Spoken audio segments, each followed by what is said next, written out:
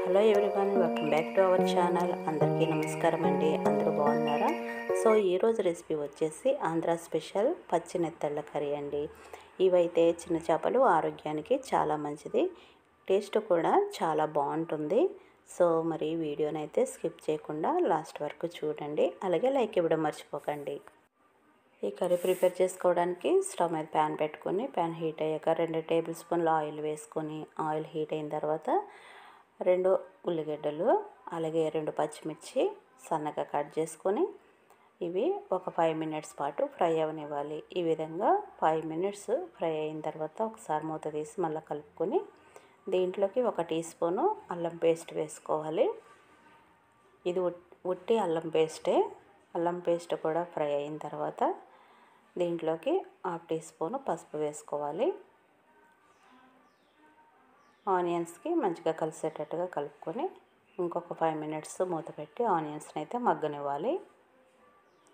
తర్వాత దీంట్లోకి ఒక 2 టమాటాలు మిక్సీ పట్టుకొని, చిన్న టమాటాలు వేసేసుకోవచ్చు, పెద్దదైతే ఒకటి సరిపోతుంది. ఆ పేస్ట్ కూడా వేసి మొత్తం అంతా ఒకసారి కలుపుకొని ఇంకొక 5 మినిట్స్ ఇది కుక్ అవ్వనివ్వాలి. అది కుక్ అయ్యే లోపలైతే మనం ఒక చిన్న రోల్ తీసుకొని దాంట్లోకి 1 టీ స్పూను జీలకర్ర అలాగే కొన్ని వెల్లుల్లిపాయ రెబ్బలు వేసుకొని మెత్తగా దంచుకోవాలి. రోలు లేదంటే మిక్సీలో కూడా వేసేసుకోవచ్చు. ఇలా చక్కగా దంచేసుకోవాలి. 1 టీ స్పూన్ వాటర్ యాడ్ చేసుకొని దంచుకుంటే మెత్తగా నలిగిపోతుంది. ఈ విధంగా నలిగితే సరిపోతుంది అన్నమాట. ఇక్కడ మనకి టమాటా కూడా కుక్ అయిపోయింది. ఇప్పుడు దీంట్లోకి కర్రీకి సరిపడా కారం అయితే యాడ్ చేసుకోవాలి. ఇది ఫిష్ కాబట్టి కొంచెం కారం ఎక్కువ ఉంటే బాగుంటుంది, స్పైసీగా బాగుంటుంది కర్రీ. కారం వేసుకొని ఒకసారి కలుపుకొని దీంట్లోకి సరిపడా వాటర్ అయితే యాడ్ చేసుకోవాలి. వాటర్ వేసుకున్న తర్వాత ఒక్కసారి కలుపుకొని ఒక 2 మినిట్స్ ఇది కుక్ అవనివ్వాలి.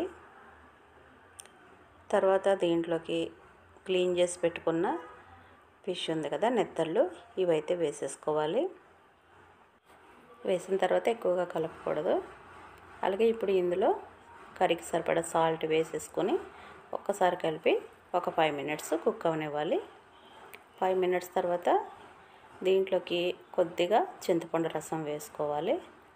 అలాగే దీంట్లో ముందుగా దంచి పెట్టుకున్న వెల్లుల్లి జీలకర్ర పేస్ట్ ఆ ముద్ద కూడా వేసేసుకుని ఒక్కసారి చేపలు విరిగిపోకుండా జాగ్రత్తగా కలుపుకొని ఫైనల్గా దీంట్లో కొత్తిమీర కూడా వేసేసి ఇంకొక 5 మినిట్స్ కుక్ అవనిస్తే మనకి గుమగుమలాడే నెత్తళ్ళ కర్రీ అయితే రెడీ అయిపోతుంది. 5 మినిట్స్ తర్వాత మనకి కర్రీ అయితే రెడీ అయిపోయింది. ఇప్పుడు స్టవ్ ఆపేసుకోవాలి. అంతే అండి, చూసారు కదా, ఎంతో సింపుల్గా ఆంధ్ర స్పెషల్ పచ్చి నెత్తళ్ళ కర్రీ ఇంత ఈజీగా మనం చేసేసుకోవచ్చు అన్నమాట. సో టేస్ట్ కూడా అంతే బాగుంటుందండి. సో మరి ఆరోగ్యానికి ఎంతో మేలు చేసే ఈ నెత్తళ్ళ కర్రీ మీరు కూడా ప్రిపేర్ చేసుకోండి.